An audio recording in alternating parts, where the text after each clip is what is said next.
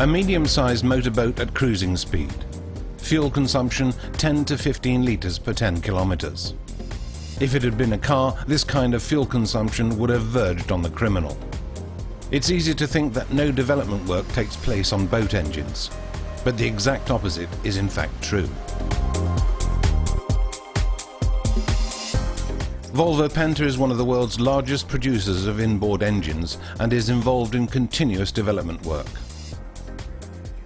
In a laboratory environment, engines are tested around the clock with the emphasis on fuel consumption and environmental impact.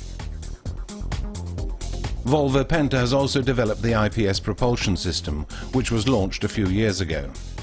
With this system, the propellers face forwards instead of the normal direction, backwards. This gives the boat new and unique characteristics when it comes to maneuverability and fuel efficiency. It shouldn't be compared with an aquamatic system. IPS is designed for larger boats for which we currently have shaft installations.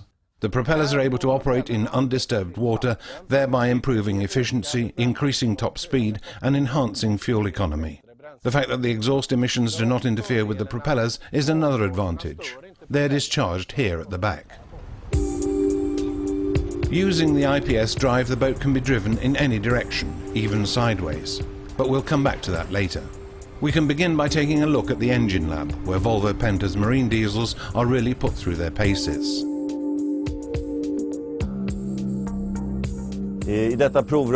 Engines are tested in this test chamber. What we see here is one of the most common diesel engines for leisure boats, the D4.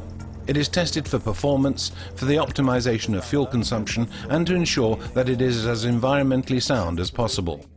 This octopus-like contraption is like a heart-lung machine for engines in a laboratory environment. This is the cooling water, this is air to the engine, and here, exhaust out of the engine. And then there are masses of measurement cables and other things to take readings while the engine is being tested. And here at the back, or the stern to be more exact, is the so-called propeller. It creates enormous resistance and makes it possible to test the engine at different engine speeds and different levels of resistance. Long-term tests of up to 1,000 hours, which correspond, at a guess, to 20 years in a normal leisure boat.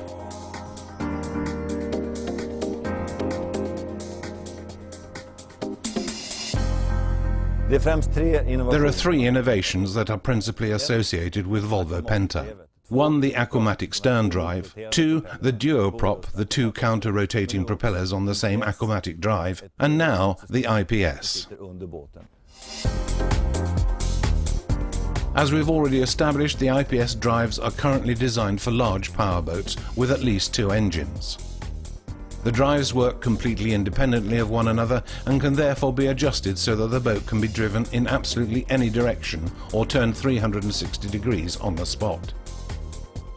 Volvo Penta states that the efficiency level of the IPS drives compared with the shaft alternative is about 35% better, with a corresponding decrease in fuel consumption and a reduction in carbon emissions.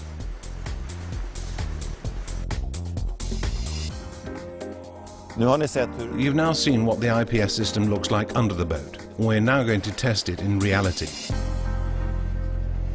This is a fairly large boat with an IPS installation. It has 3 engines and therefore has 3 drives.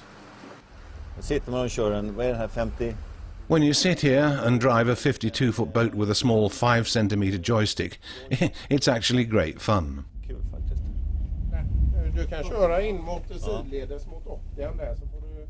As the IPS drives work independently of one another, the boat can in fact be driven sideways. A fantastic advantage when docking, for example. Absolutely outstanding. We can now test some more driving. The controls are electronic, no cables, nothing that whines or pulls, just calm, straightforward gear shifting. The design means that everything works together, so you can just give it full throttle.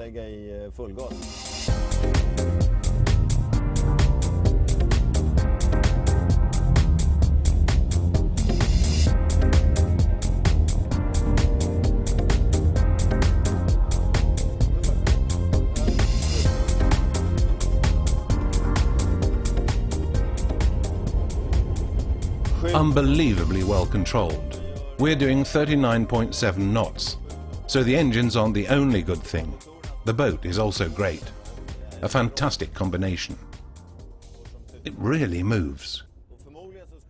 If we had a standard shaft installation, I would guess, and remember, this is my subjective opinion, we'd be doing perhaps 32, something like that. The speed is now over 40 knots, so that's an enormous improvement in performance. And it goes without saying that any improvement in performance has environmental effects that are positive. Lower fuel consumption, fewer emissions, everything people want.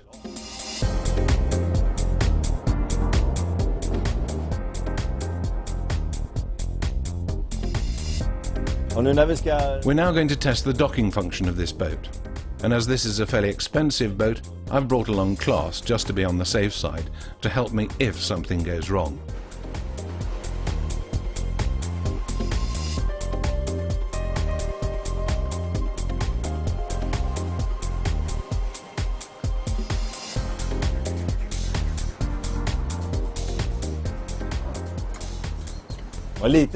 My hands are a bit sweaty, I have to admit.